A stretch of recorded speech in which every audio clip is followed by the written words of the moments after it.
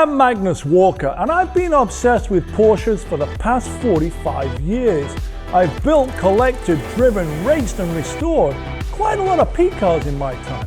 But this show is all about other people's Porsches. So take a ride along with me as I find out all there is to know about OPP.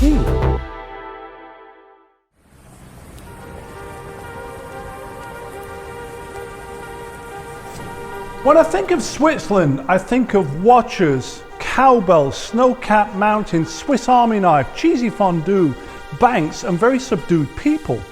But I don't think of this, the Rinspeed 969.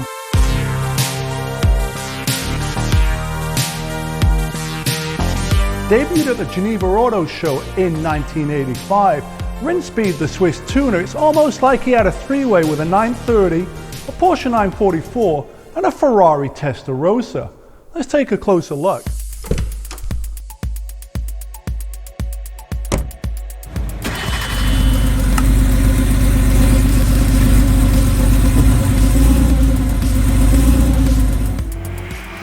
Okay, so the Rinspeed 84 930, converted by the Swiss tuner, only told that these were built with this oddball 944 Ferrari Testarossa styling that's going on. Underneath this wild exotic 80s excess though, this car is pretty much stock, which means 4 tall gears. So on this tight little twisty canyon that we're descending right here, second gear is probably all you need. You can probably do the whole thing in second gear.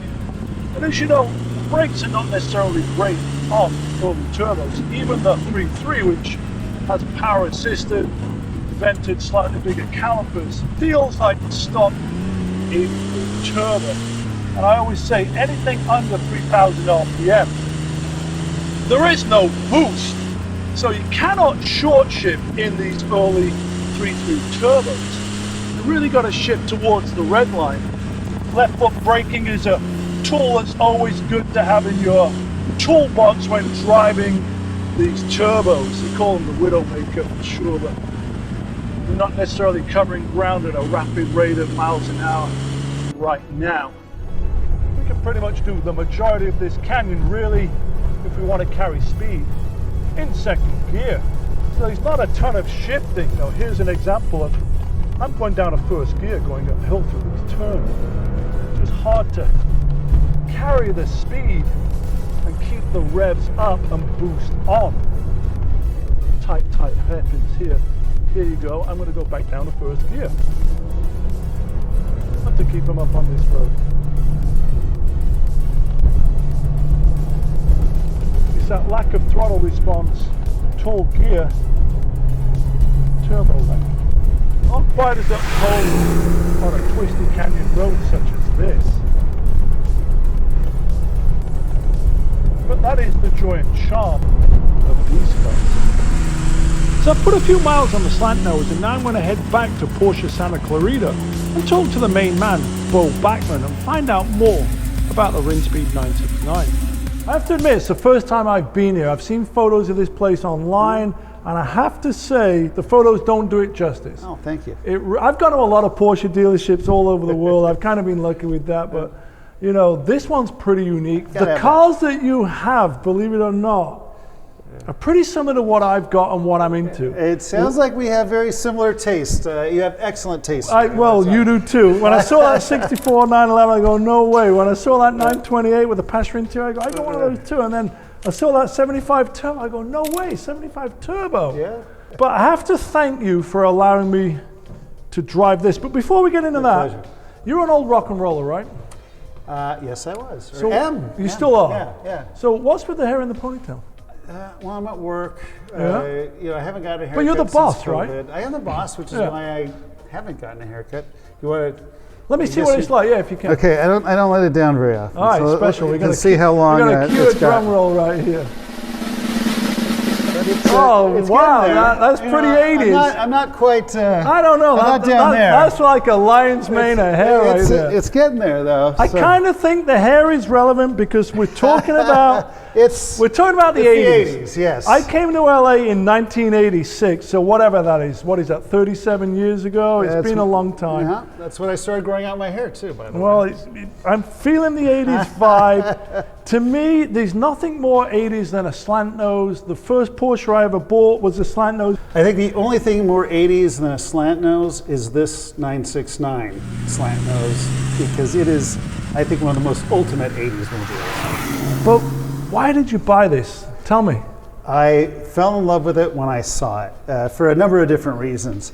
One is, first of all, I love custom cars. Okay. So, you know, growing up in the car business at Galpin Ford, we've been customizing cars for 70 years. I grew up with it, you know, been running Galpin Autosports, and it's just my passion. Got it. Just always loved custom cars, as well as coach building and more unique. Some may say this is not better, but some may say it's more unique. Some would say that they actually destroyed this car. Yeah. This is a hideous. I'm not one of those guys. Well, thank you. I would assume you wouldn't be here driving it. Yeah, I'm not one of these guys. I'm in the love them category.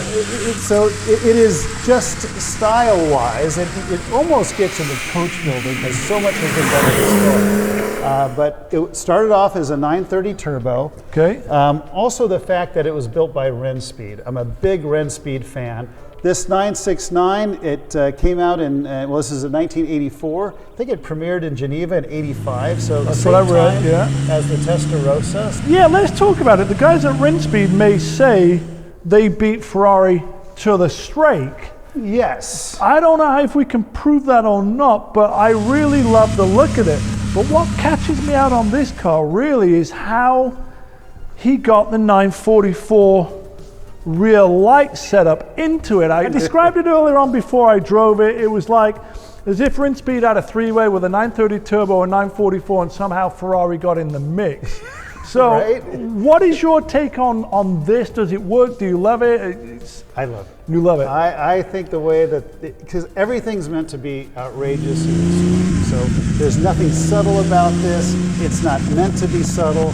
To me, it all works together because it's meant to be outrageous and something different. It's a beautiful car in its own way. It's not necessarily elegant, right? But I think it's just badass. And like I said, it is so 80s. And then when you look at the outside and then get on the inside, it gets even more 80s. We're going to get to that in a minute, but I'm going to focus on here the heart and soul of this car, the 3.3 turbo behind it. I joked earlier on that this was a big picnic table where you could have your fondue and your raclette. I don't think of it that way. What kind of surprises me a little bit is that he didn't go with a slightly more exaggerated rear wing. There is no wing other than the little one. But the 944, he could have gone like 944 Carrera GT and extended this out a little bit, because as much as I love it, when I look at it, I almost go like the back's a little short and so's the front. Mm-hmm. That's just my sort of 2 cents. Everything else I do really like about it. Well, and you are right, and they were definitely going for an aesthetic. And personally, I usually love wings, but I think in this case, it works better without it. It works better without it. And I love the fact that you got this little kind of mini front wing that to me goes to another manufacturer. It reminds me of the old Lambo Countach, where they had that big front wing. I always thought that was really cool the too. 80s non-US version, Whilst we're here, we should also take a look at the rims. Pure 80s access, rolling on gaudy 15-inch, probably by 10 on the rear, probably 8 on the front, with what appears to be a Pirelli P7 325. I also thought, weirdly to me, when I stood back here and looked at it, I got a little NSX out of the front. And I thought the front looked a little stubbed, like I might have come a bit longer, but each to their own. But for me, I have to admit, you know, I burnt through half a tank of gas. We've got it covered in dirt and grit. So for me, this is like all the 80s turbos I've ever driven. It's the Achilles heel of non-throttle response, tall gears, turbo lag. And then inside it, I said earlier on, there's nothing more obsolete and antiquated than 80s technology. And I was trying to find the horn at one time to buzz these guys. I couldn't find it, but there's a remote control for the radio, which I could actually touch with my hand 6 inches away. And I go, this is awesome. Because it makes no sense. Exactly. Putting the remote into the steering wheel, also, I think it renders it useless. So it doesn't even work. Okay. Which really adds to the cool factor of it.